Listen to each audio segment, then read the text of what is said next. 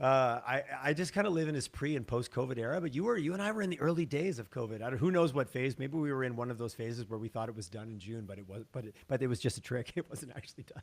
I know it's been a whole new world. I mean, you think back on COVID now, and you think what we went through, and it was tough for a lot of people and devastating for a lot of people. But it just the lineups at the grocery store were just insane, and what we went through. I can't imagine ever doing that again. I hope it doesn't happen again because I think people would react. Anyways, that's a whole other Yes. podcast for another day. Yes. I think there would be the we're all in it together that eroded quite quickly. I don't think we'd even be there for a minute now. I think it would be turn. I think it would get very fiery and very controversial very quickly.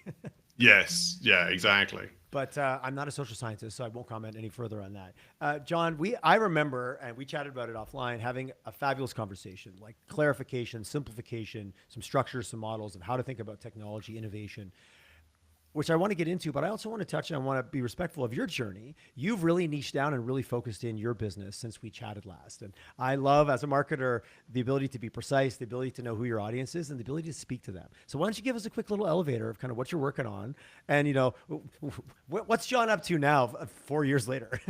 Yeah, for sure. So we've gone through quite a journey. Actually, it's interesting. It was a journey that's probably started 20 years ago when we moved from the UK to Canada, and the whole coming to a new country and establishing a business and new relationships and everything else, which was uncomfortable and difficult and scary. But my wife and I have always found the biggest development and growth is when you make a big change in your life, and sometimes you have to push that change.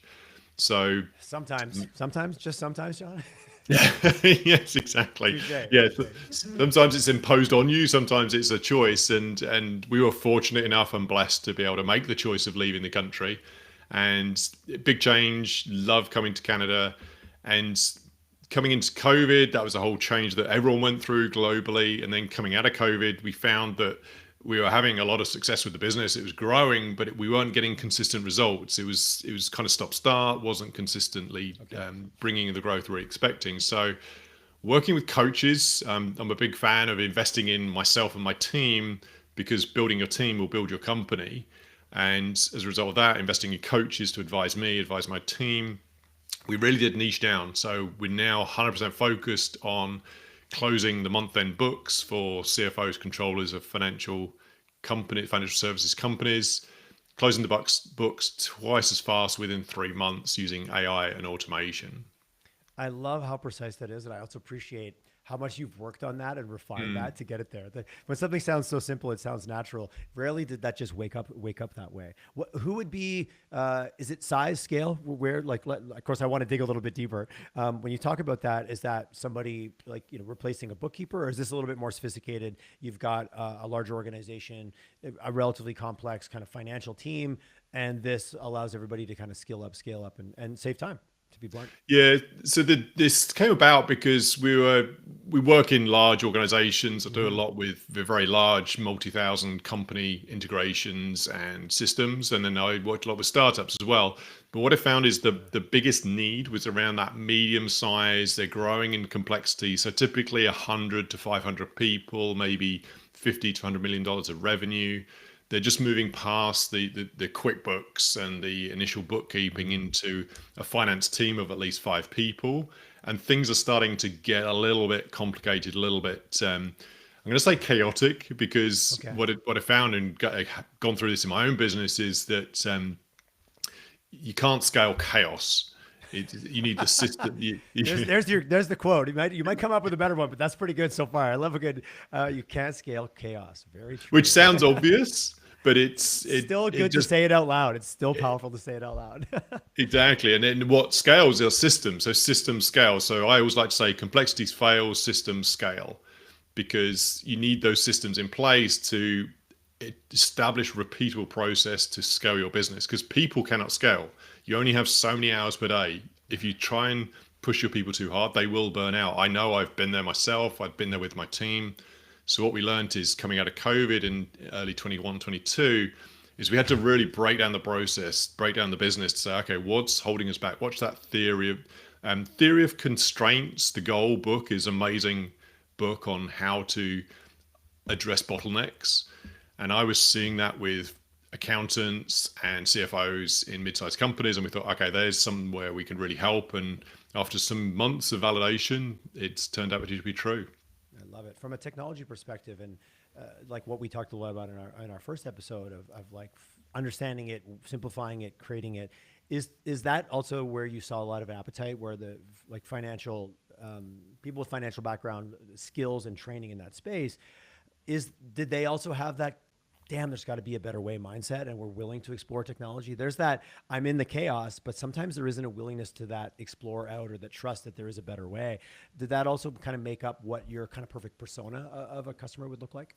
Yeah, totally. It's I'm a nerd. I'm a geek from IT. I've always been in systems and technology, and I see that a lot with accountants. They're studying the CPA. They're deep technical experts, and I was hearing repeatedly over and over again the frustration of I spend all my day updating spreadsheets, and I didn't study the CPA. I I didn't didn't sign join up for this. accounting. I didn't sign up for this.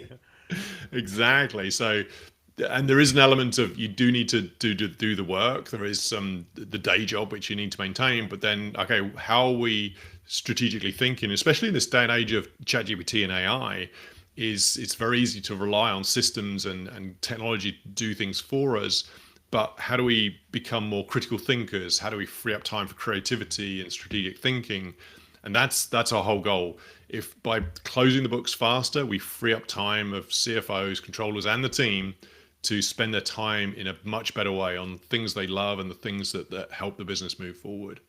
If I'm an individual in an organization where the closing the books, I'm doing a lot of the day to day, I'm doing the spreadsheets, and this is a broad question I think that gets asked all the time. Do I perceive this as a threat? Because some people, some of us, if I free up my time, that level of critical thinking and like longer time span stuff isn't always been what I've been doing. And sometimes that can be a bit scary. Like, oh shit, I'm gonna have all this free time. What do I do with it? And it's like, am I value anymore? I'm assuming in the early days of a transformation, which we're really just talking about change management, like the change side of being human, how much of that part of your job comes in of like, yeah, we're going to take some of these things off your plate. Whoa, wait a second. Does that put me in compromise at all? Or do we move past that pretty quickly? Yeah, so this is love that you brought this up, Tyler, because this is a really important point. A lot of companies, when they look to use AI or automation, they want to save time or grow the company. But what many companies don't do, what many leaders don't do, is the question of what are you going to do with that time saved? Because to your point, if you don't allocate another role, another task, another strategic, apply strategic thinking to what you can do with that time, people do resist it. Because to your point, they're going to say, well, what, I'm going to free up my time, but then what? Am I automating myself out of a job? So the first thing that anyone should do around AI or automation or any technology or improvement is what's the goal? What are you trying to achieve? And then what are you going to do with that time saving? How are you going to apply it? When you get first brought into an organization, how inclusive is the conversation when it comes to including I had Matt Farr on from TriMac, and he was very candid about their first foray into digital transformation failed because they went top down. They didn't actually. So everyone who was like, you didn't even ask me if I wanted this fixed. You didn't ask my opinion if I wanted XYZ thing automated. And he said, then we went back to the drawing board, really brought the team in early, really had them go, wow, if I could just solve this one thing. And all of a sudden, as you can imagine, saying it out loud, buy-in went up. The problems getting solved were actually more relevant to the individuals on the quote unquote front lines doing the work. And a lot of it is in the office staff, the back office staff, who were just hammering away on the day to day. Top down didn't really work for them. I just always appreciated how honest he was about, we kind of got it wrong by breaking that cardinal rule of not including the people whose lives we were changing in the process.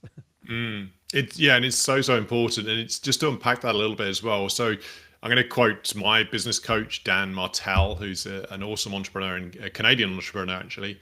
And he's very big on helping your team fit into your goal. And what I mean by that is you as a leader have to paint a picture that's big enough for your team to fit in, because you want to create a vision of the future that's awesome, that's bigger than where we are now, and your team will want to fit into that, and you have to understand where their goals are.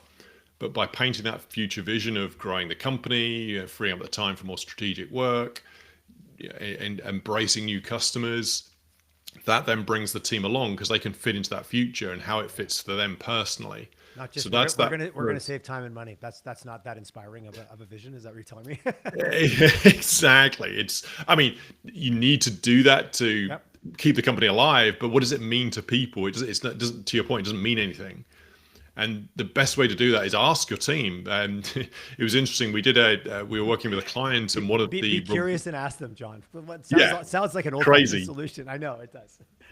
Because there's the ladder of goals as well, which and one of the goals that we were working with a client with was that the reward for achieving a certain revenue goal was that the company was going to do a week away in Mexico for the whole team. That was the reward if the team collectively hit the goal, which the CEO at the time thought was amazing. We're going to go away to Mexico, all expenses paid vacation for the staff and their partners. But the staff, when you asked them, didn't really want that. They just, they were like, we love you guys, but we don't want to spend a week away with you. So we said, okay, well, what do you want? They said, we just want cash. We just want a bonus. Yeah. So again, depends on the team, but it's worth just asking your team, okay, we're going to hit these goals. What would be a good reward? Which might be a day off, might be a pay for a visit to go and see your family, might be some training, might be a new laptop. Sometimes the laptops are slow. Remove friction, allow me to make my life better, easier at work. I do love, and this is not what we're going to get into today, but that shift of what people value. And like, oh, we're going to go out after work. And we're like, I don't want to go out after work. I want to go home with my family. Like, I think COVID has also landed for a lot of people what is important. And that, yes, work is important. And there's a line in between. And I've heard it for a lot of people during business development, taking people out for hockey games or taking them out and giving them tickets to everything. They're like, actually, thank you. But I don't have, I don't have time. I'm going to go home and hang out with my kids. And I just appreciate, like, you got to ask people. You can't assume what they're going to find value in. Mm-hmm. Yeah. And the first thing is just asking, to your point earlier around the TriMac example, is just asking your team, where are the bottlenecks? What's slowing you down? How can we speed up this process? And they will tell you. I mean, they'll tell you from their world point of view, but that's important feedback. And then you apply that to the bigger company goal of where do we need to go? And if it is cutting cost or increasing revenue or saving time, how do these goals fit into that? Because then everything you do, back to us and our company niching down on one client profile, it makes decision making much easier. When you have that very clear goal, then you know everything you do is working towards that goal. Which is proper goal structure. And it's, for what reason? And every idea can be a good idea until you have something to hold it up against. Yes. And what I would say is you don't rise to the level of your goals, you fall to the level of your systems back to the process, because even if you have goals, that's awesome, but your systems will hold you back. And this is where chaos fails, because unless you have those clear systems to enable the goals, then you can't get there. So many examples but hey, when you and I talked in 2021, we weren't really talking about AI to the level that it's being talked about today. From being in technology, AI has been around since the 50s, and there's lots of great books of like, hey, let's talk about how we've just kept scaling and why we've created this kind of critical mass. Or certainly ChatGPT had a big part in it, making kind of a household word. How has your world shifted now that AI has become this literally, dinner talk or breakfast or talk around the kitchen table and the accessibility of it? Assuming being a technologist, these are things that you were aware of along your journey, but they've reached this kind of fervor now, arms race, if you will. How's that impacting even the conversations you're having with leadership teams? Like, I've heard it said, like, hey, just tell us what we should pay attention to, but tell us what we should ignore. How much of that dialogue is happening now with this onslaught of everywhere you turn, it's AI, AI, AI? AI. Oh yeah, all the time. I mean, it's interesting actually, because I see a range of adoption with AI, from companies still limiting usage and still working out the AI policy, all the way through to companies embracing it and every person on the team has to learn about AI. So it's still a broad range. Generally speaking, I am seeing less adoption. I mean, we work in the financial services, accounting space. Generally speaking, people are still not fully using it every day, but they are using it, I'd say, every week, or at least aware of it. And that's the first thing I do is when I'm asked by CEOs or boards to say, okay, what do we do with AI? The first thing is actually a model of 3 A's. So absorb, assemble, and align. So absorb is start to learn about AI, just becoming aware of it. Spend an hour a week, just even on YouTube, just watching some robots fall over. It's just understanding where AI is going and what people are using it for. Then the second A is assemble. So assemble the knowledge, assemble the team. That might be bringing in someone to do a lunch and learn on AI, might be assigning someone in your team to actually be the AI expert and AI champion. But you're assembling the team together to make sure that everyone's working together and sharing the AI for the company. And then you align. That's where you need to provide back to the goals, providing that direction. Okay, how are we going to use AI? How are people saving time? And then more importantly, what are you doing with that time saved? So as absorb, assemble, and align is a really simple way just to get started with AI and then build it into your company. I'm imagining in the financial services space, and I say not even financial, but all the tools that a financial professional would use. I'm also assuming that all those tools are now embedding AI into their kind of daily operations. Like I look at our team, and yes, we use things like Gemini because we're in the Google Suite and we use ChatGPT. But I look at Adobe. I look at even how Google helps me write my emails, and it's been doing that for years now. AI is also sneaking in everywhere. What's that balance between understanding even what the tools you have can do with AI, because those companies are probably integrating, versus a lot of us aren't going to build our own language models. We don't, like, that's not attainable. But there's so many tools that I find are showing up inside what my team already has from a tech stack perspective. How do you balance those two things of like, oh, we need ChatGPT, or hey, you know what, the tool we have that we're already paying for that's core to our business is bringing in AI features and we're probably not even using that effectively. Is that a dialogue, or am I kind of slicing that up too binary in my head?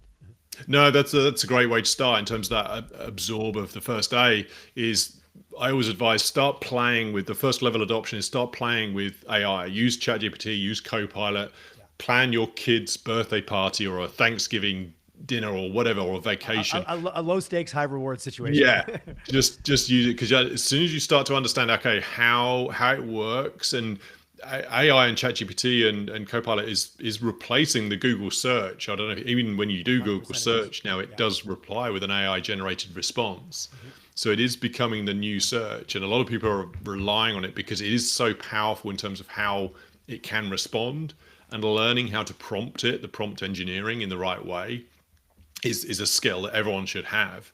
And I will give this little tidbit as well. It's three words that I use for every AI prompt that I use, which is act like a. So act like a CEO, act like a podcast expert. So if depending on the question you're asking, you're priming the large language model, the AI, to act like an expert with 10 years experience in podcasting or whatever it is, and that sets the tone. So that's a really good way to start with the prompting.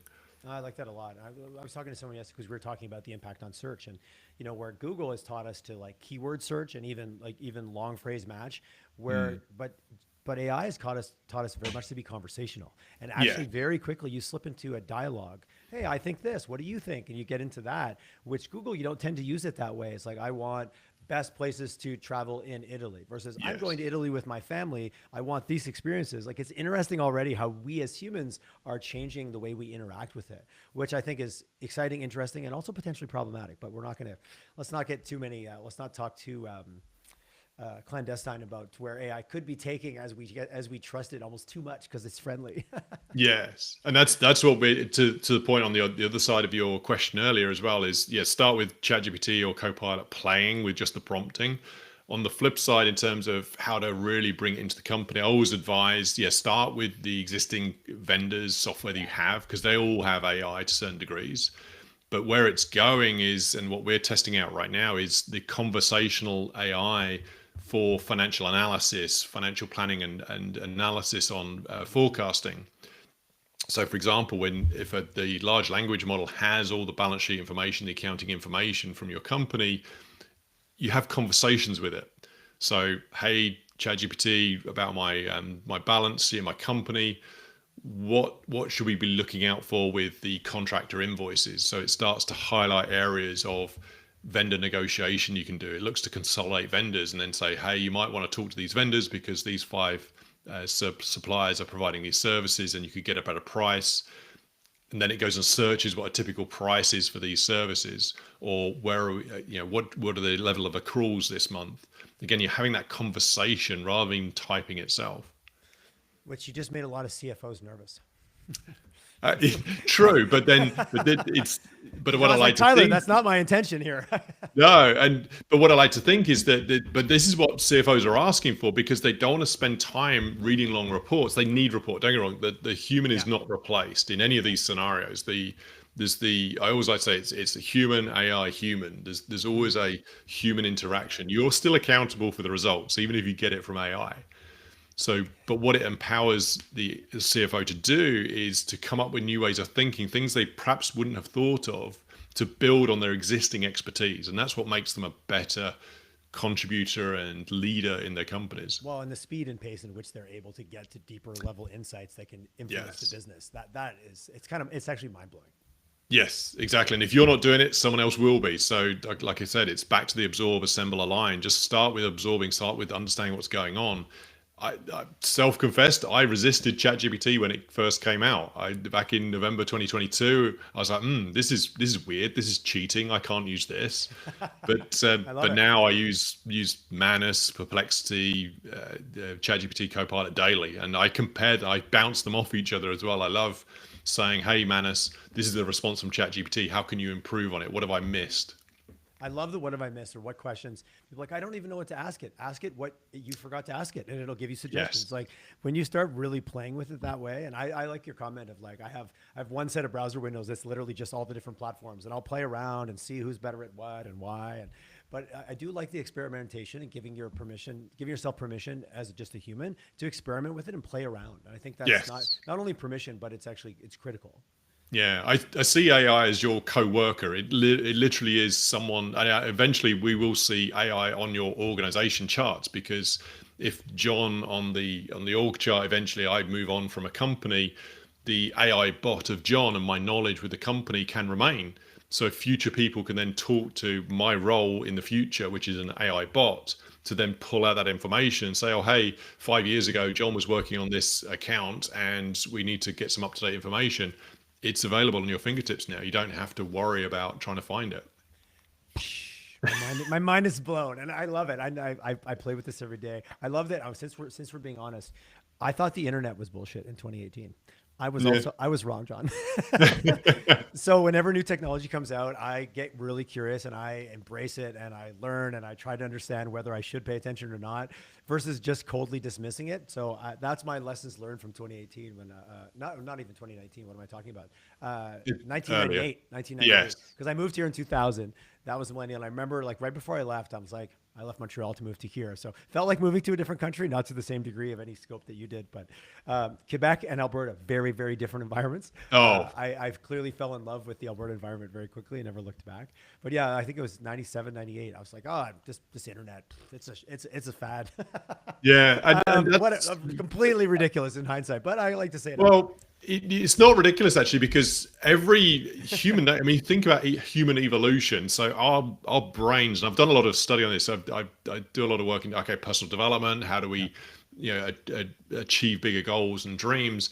And the human brain is wired to resist change because change means new. And back to caveman days and cave people days, if we did something new, we could die. You know what I mean? Yeah. If you ventured into that forest and there was a saber-toothed tiger or whatever there, that's death. Now Those of most us of us who didn't make it, so those genes didn't get passed on, right?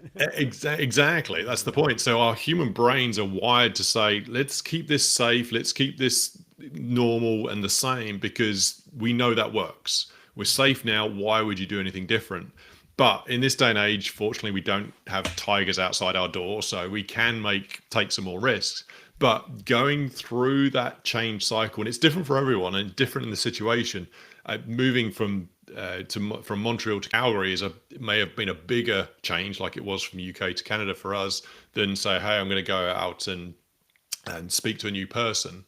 But it's no recognizing you're going to go through that resistance and then coming out of it because the end result will always be better. The chances are, whatever change you're going through, the end result will be better. And that's what should drive everyone forward. So I'm going to get through this change. I'm going to move through this resistance.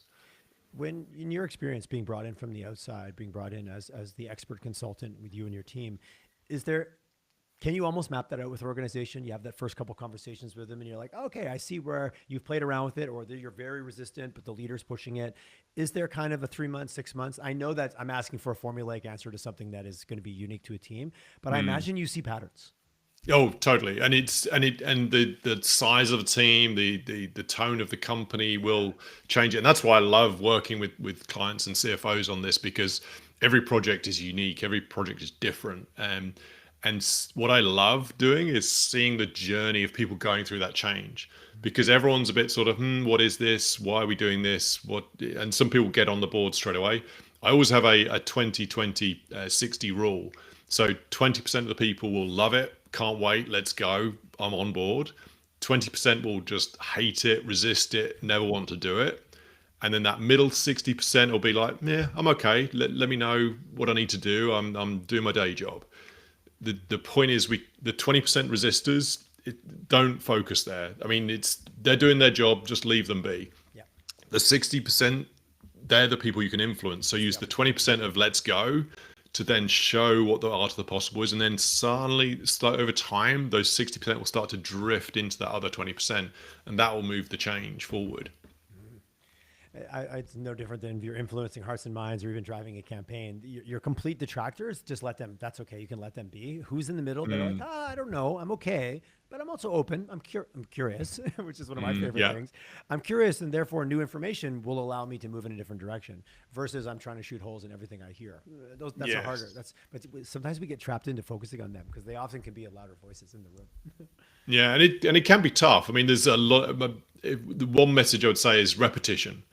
It's a case of repeating the message over and over again, and maybe for different audiences in different settings. So as a CEO, it could be a combination of an email newsletter, a fireside chat, a town hall presentation, the webinar. It's a lot of repetition about this is why we're doing it, and it's important for the company and us. You will benefit from this, and this is how, and that might be some individual messages. But then driving that change is just the leader's job, is again creating that future that's big enough for everyone to fit into. I really like that. I had a politician tell me once, Tyler, when your constituents get annoyed with your message, that's the only time you know they've actually heard you. I was like, well, that's a weird filter, but I appreciate the dialogue in which she was, and this was someone who'd been in politics for 20 years. And she just said it as one of those like hard-earned lessons. I was like, I will repeat this. I like this. Yes, it's true.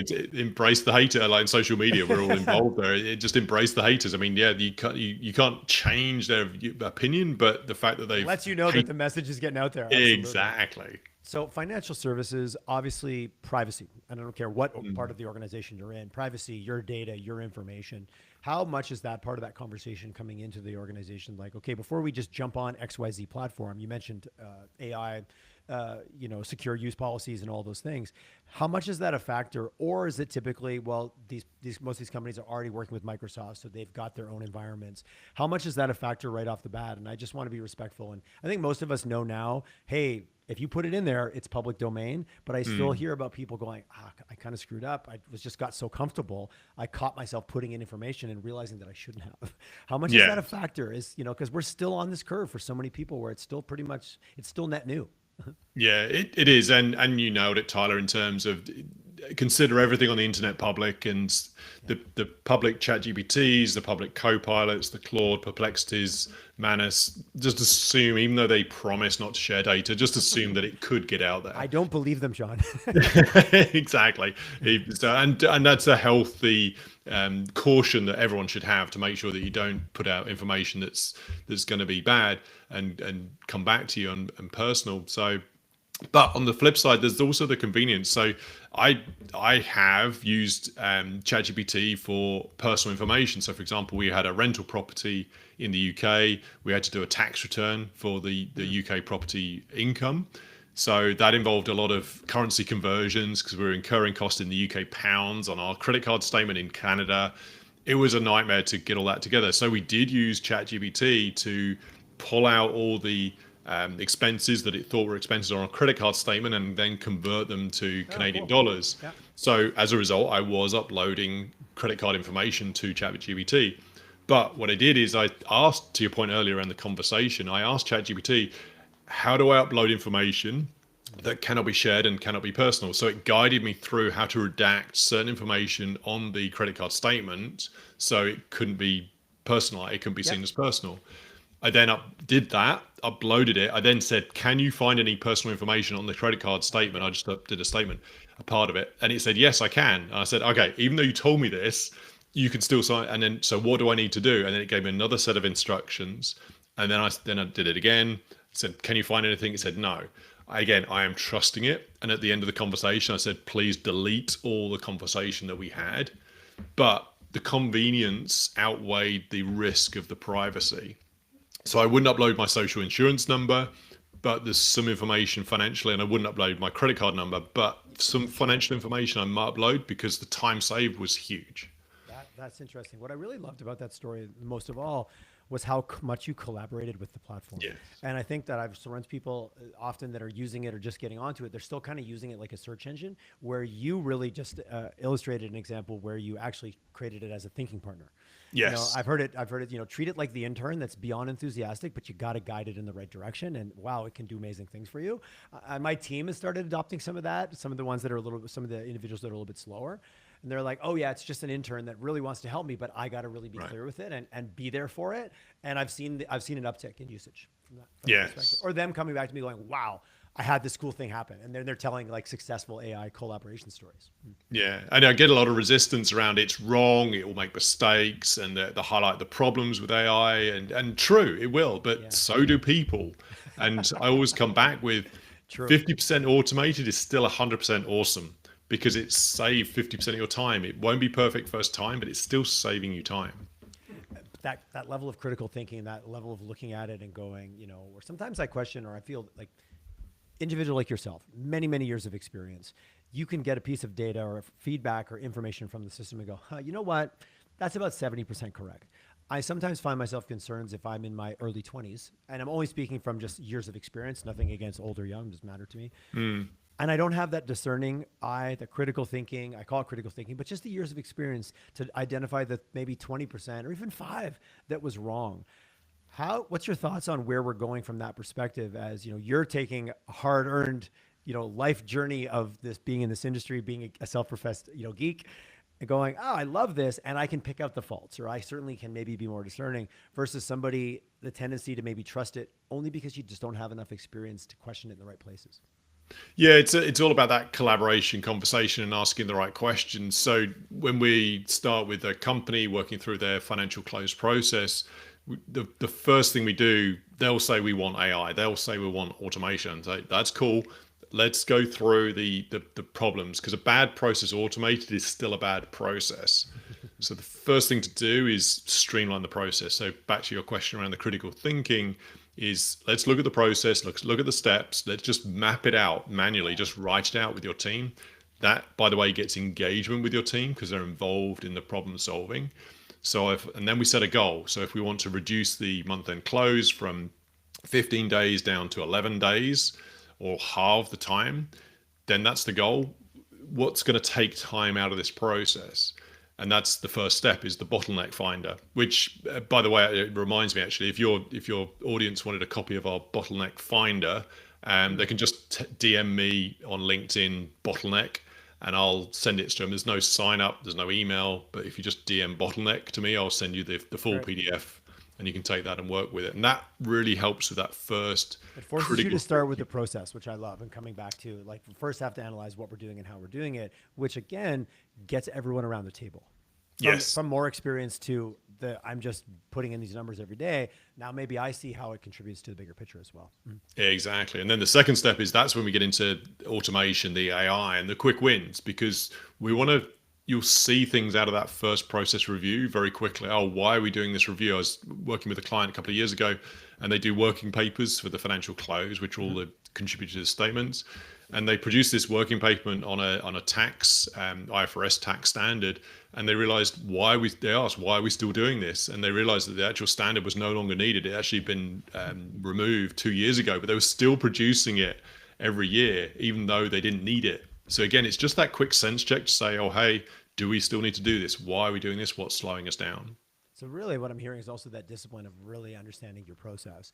And Mm. then that creates the opportunity to then automate using a myriad of technologies. Mhm. Yes. Yeah, exactly. And we actually have a framework, the rapid framework, the RAPID. So reason is at the first, when you have the reason, the bottlenecks, then you have the automation, then P is people, because you need to bring people along through training, coaching, guidance. Then I is the impact, so giving the metrics to make sure you record the success we've got, followed by D, which is the deliver, the ongoing sustainment. How do you move this forward for the next 5, 10 years? Because what you automate now will not be what you automate later. Mhm. If you're just thinking about the word innovation gets thrown around a lot these days, and I was at a Mm, talk recently, and she shared the woman who was speaking, Tina Mathis, her name, really shared it's really easy to mistake process improvement using technology and innovation as the same thing, but they're very different. And a lot of mm, companies, innovation can be very tricky, and it takes a very certain discipline and a certain mindset. But process improvement, she argued in her presentation, which I quite liked, was actually maybe 80% of the time what we're actually after. Sounds, when I'm hearing you talk, we're not really innovating or changing the world. We're just going in and we're really understanding our process, and we're using automation and efficiency to smooth out maybe things, to your point of your example, that we've been doing that we've kind of forgot even why we were doing them. yeah, I agree. And innovation does mean different things to different people, but at Yeah. the end of the day, it's about making life better. It's about solving a problem. And that could be literally, like I said, not doing that working paper for that financial close process, or it could be launching a whole new service line, like an oil and gas company suddenly going into wind farms and solar energy. So there's levels of innovation that could be huge or could be small, but most teams that we work with, you need to start somewhere, and just doing those small little incremental changes, and more importantly recording them, noting the wins, and then saying, okay, we saved this time, what are we now doing with it? Because then you build up a catalog of here's everything we've done for innovation, which then builds momentum for bigger innovation.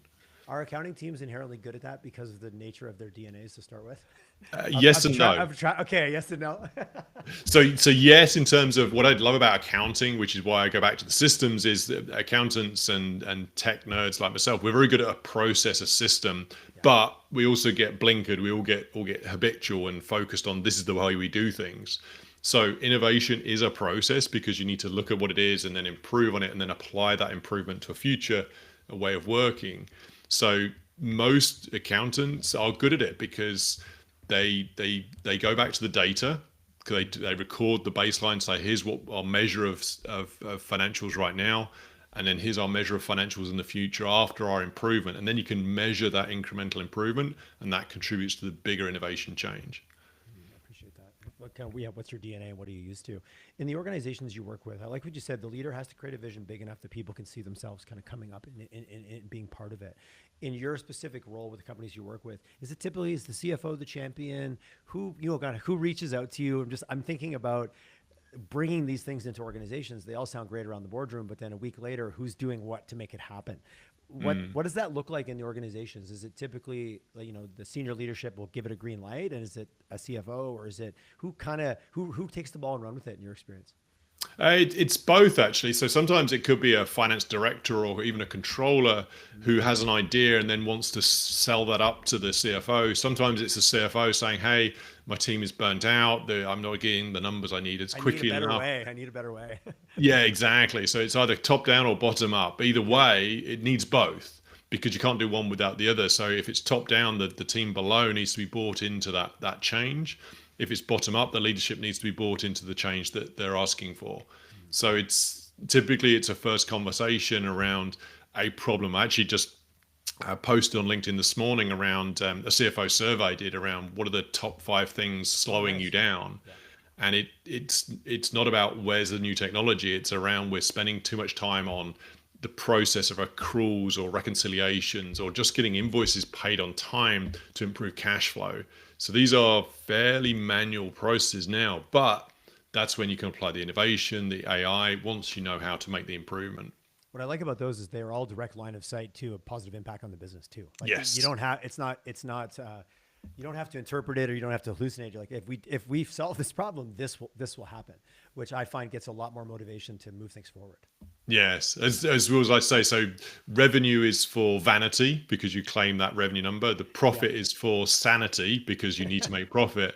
But cash flow is for vitality because you need that cash flow to sustain the business. If you have the most profitable, the most revenue, that's awesome. But if your cash flow is broken, your company will fail.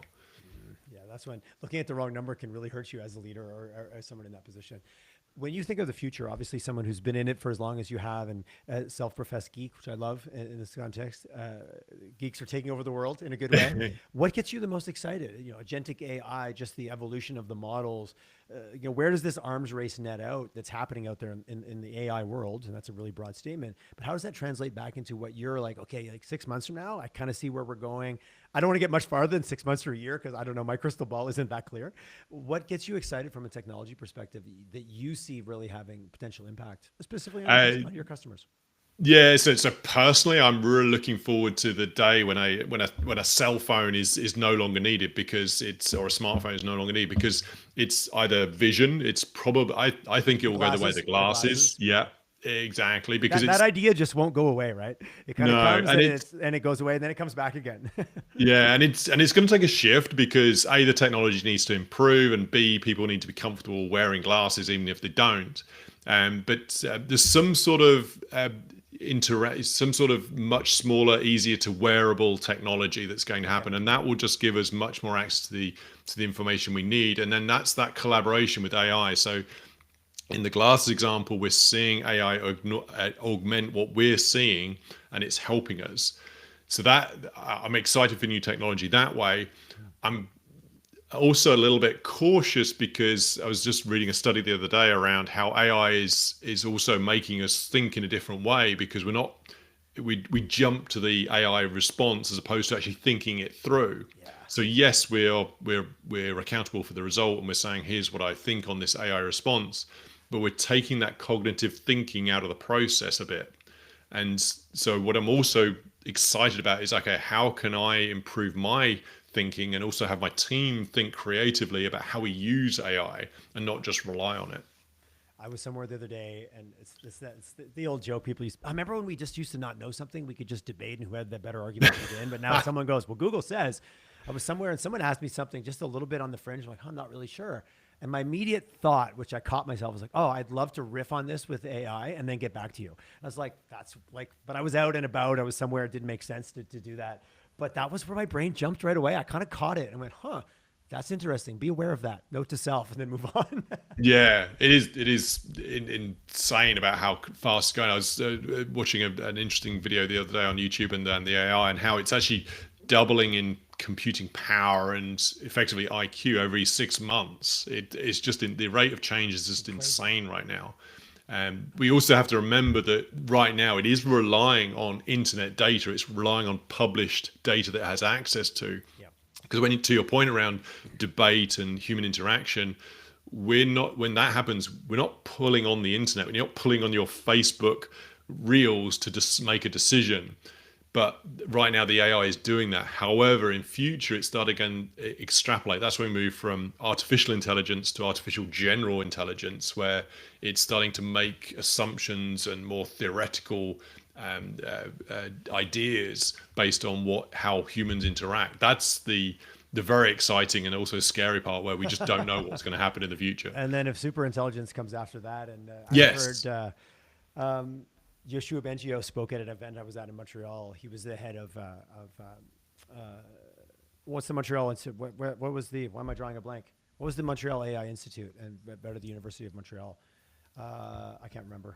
But he came out and actually did almost like a Skynet kind of conversation. He's like, Mm, I was part of this. He got the Turing Award last year for his work in AI. Like, so high caliber, not just there's conspiracy theorists and that's one thing. But when someone who's been like a father of kind of the AI journey come out and say, we have some things we need to worry about. And he kind of went on that journey from general intelligence to super, and it got super dark.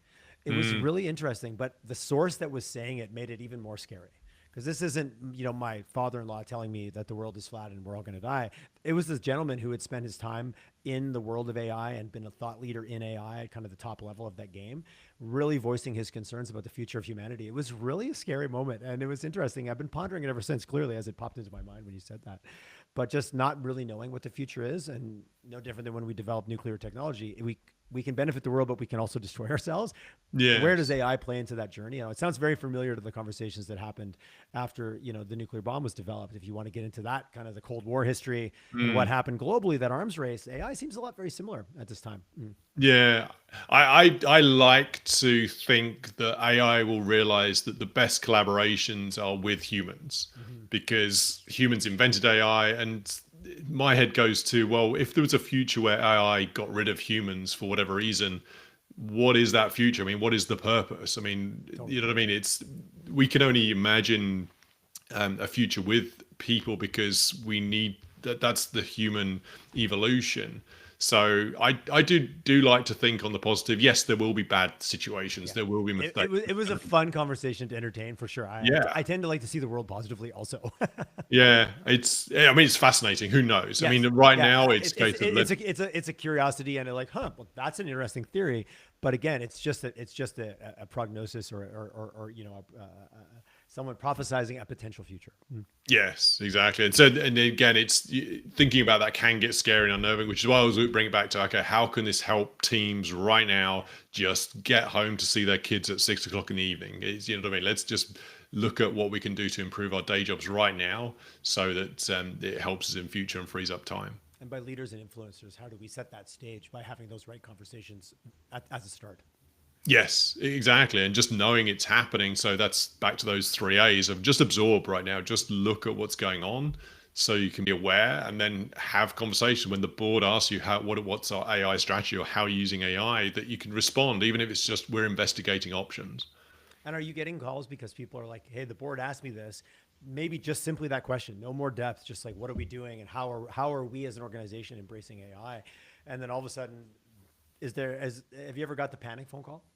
Not the panic phone call, but the more we need to respond to it's it's interesting. The board said we need to do AI, and that was it. Dot dot dot. Yeah, yeah. Yeah, exactly. Everyone else is I've doing heard a lot of that. For sure. yeah. Everyone else is doing AI. We need to do AI. Go, and it's okay. So then it's coming back What with do you mean by a do more AI? yes, exactly. So then that's the thing. But we also need to report the profit, manage the cash flow, get our invoices paid on time. You know what I mean? There's Yeah. the day job to manage. So it's not so. I haven't really had the panic call, but because the panic call typically happens with a problem in the financial statements, as in the AI is not working in the right way, and that's when we need to all hands on deck to make sure it's doing the right thing. But this is and then help fix it. The big thing there is around, okay, how do we quickly respond, say we're working on it, and then come up with a strategy. And it starts with just allowing people to use it. Back to your question earlier around privacy, the enclosed co-pilots, or the Microsoft co-pilots, or the AIs within your corporate licenses typically are enclosed. You're not sharing the data onto the internet, and that's the difference. Is then you can upload confidential company information within your own company tenant, because it is closed and contained. But again, let's check the fine print, folks. Have your legal team review the contracts with any company that's using AI, just to make sure they're not training their models on your confidential information, because that's an advantage to them, which they're benefiting from. And secondly, they are truly keeping the data locally, and typically within Canada as well. Yeah, where's your where is that infrastructure based, right? And I know some of our Yes. large enterprise clients, that's become part in the last couple of years. Part of that security, that cybersecurity, data sheet that we fill out is, where is the data being stored? Where are your servers? And do you know where they are? You made a comment. I'm just curious about there's something wrong in the system now, or AI is maybe hallucinating something, and we've kind of figured that out. How do we then back engineer? So if I take someone that you've been working with for a couple of years, are you starting to see that as well, where it's like, oh, we've got a bunch of AI, we've got AI implemented into our process, and I think we're getting some hallucinations. Are you seeing that as well? Like, is there always a tuning, and always do you always have to keep a fine eye on it, even once you've got it, quote unquote, implemented? Definitely, and that goes back to the implementation strategy around the testing. I mean, that's not changed. So when we did IT projects back in the late '90s, you still have that test phase. So the test implementation of AI so for example, if it's reconciling invoices, and then at some point we can get it to automatically pay vendors to within the approval limits, we need to make sure it's tested to say, okay, given these checkpoints and these guidelines, are you paying the right vendor in the right way with the right amount of money? And yeah, you have to go through that testing. There's always that right now. There's still anything financial that goes out of your bank account always has to have a human, always has to have that personal. I like how you said AI, human AI. Like I liked how you just Yes. laid that the human in the loop kind of process, but being very literal of like this isn't about taking the humans out of it. It's about elevating the human and using the technology where it's best suited as a tool. Yeah, exactly, and then sense checking the results as well. When we're doing a financial analysis on financial statements and doing the forecasting with AI support, we're then bouncing that off other people, saying, "Here's what we're finding. Does this make sense?" And more importantly, what are we missing? Because AI might be taking the company in a direction of analysis that we doesn't fit. So back in the early 2000s, when I did a first AI automation to just automate life insurance quotes, which is easy now, but back in the 2000s, that was fairly groundbreaking. That actually didn't work for the company because it was known as the friendly society. They wanted to have the customer interaction. So we were actually improving revenue by 13%, but customer satisfaction, the MPI score, was actually coming down. So as a result, they cancelled the project, which was a huge blow to my ego. But what I learned was that you have to use AI in the right way. And as a result, we actually the life insurance company didn't use it for quotes. They actually licensed that technology to another life insurance company who did focus on just getting the quotes out the door. So it's just understanding what options are and aligning it to the overall company goals and culture. I love that comment you made because that's really your brand, your values, what you stand for, and does it fit or doesn't fit. And it was a perfect fit for someone else who had a different brand promise. I Yes. really like that. And oftentimes I think that feels it feels more esoteric, but it's, if we want to be easy to work with and this isn't perceived that way, then we're damaging our customers. Where the other company was like, hey, don't never want to talk to a human. We're the Yeah. insurance company for you. Like, I love it. And they were both right because they were living their truth from how they positioned themselves with their customers. Yeah, And I think exactly. And that worked. that's another layer that I think needs to get added on top of everything that we're talking about here. Yeah, and back to the innovation comment earlier, when sometimes finance teams are creating an AI agent to do some analysis on the time recording and project cost accruals or whatever, that sometimes is helpful to the HR team to say, okay, we've done this analysis on the financials, but by the way, we've also just done a load of analysis on timesheets and hours worked and vacations. That's useful for the HR team to say, okay, are we working our staff too hard? We're trending in this direction or not? Exactly. Or so forth. So that's where, even though in the example I had, it was selling it to another company, finance can share that information with another department, and that ultimately improves the whole team.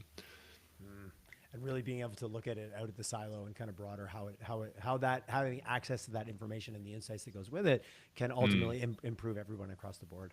Yes, exactly that. John, I'm with you. I'm very optimistic and very excited about this. And as I did way back in 21, I like your perspective. I like the way you think about things. I love your 3-point models that you have to explain things. I think it takes something that can be a bit overwhelming. Okay, let's break it down, and it always starts with step 1, step 2, step 3. Yeah. Which I really value the way that you guys approach that. And I do appreciate from a marketing perspective the way you've niched down and you've really focused on where you can add the most value and to whom. And I think as businesses, sometimes when we can add a lot of value, the discipline of saying, but who can we add the most to can be really challenging, especially for small businesses.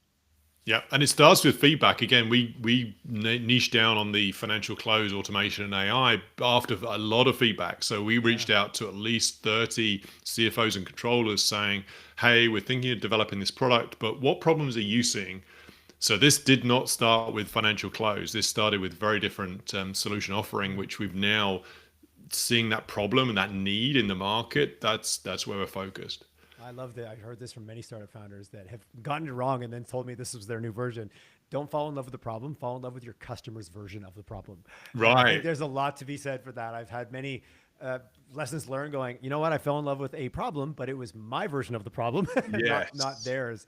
And you win a contract, but then your tech doesn't get utilized because you never built it for the people that were actually trying to climb their mountain.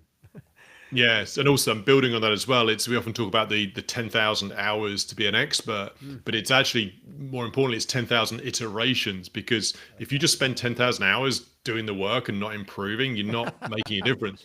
So it's almost 10,000 iterations. You need to improve, even if it's just 1% every time, just do it a little bit better. I like 10,000 iterations a lot better. John, you are the king of quotable quotes, my friend. I love it. Thank I you. got bumper stickers and T-shirts and coffee cups with all the stuff you said today. It was fabulous. I'm looking forward to when your swag comes out. I'll Oh buy yes, it. yeah, I'll we'll buy do it. something. You've got lots of things that for me that makes it so much easier for them to share with other people and to kind of take your message further. So thanks for that. I really enjoyed that. No, for sure. I love it. It helps me, again, back to the system scale. It's the quotes and the acronyms and the frameworks. I love that. And then it's making it real with the teams because they can remember it and follow it. 100%. John, what's the best way for someone to get a hold of you? I know you're on LinkedIn quite a bit. You put out some great content. What's your preferred? Yeah, for sure. LinkedIn. I love sharing value with folks there. So reach out on LinkedIn. Always appreciate a like and a comment. And like I said, if you want a copy of that bottleneck finder That's for awesome. improving your financial close process, just DM bottleneck in LinkedIn. I'll send you a copy straight away. I am doing it as we speak, John. Right now, I'm going to do it as soon as I get up. Get bottleneck. You'll see me as in your DMs, like right at the top of the list. But John, thanks so Awesome. much for coming on today. It was really good to reconnect. Yeah, thanks, Tyler. It's a pleasure.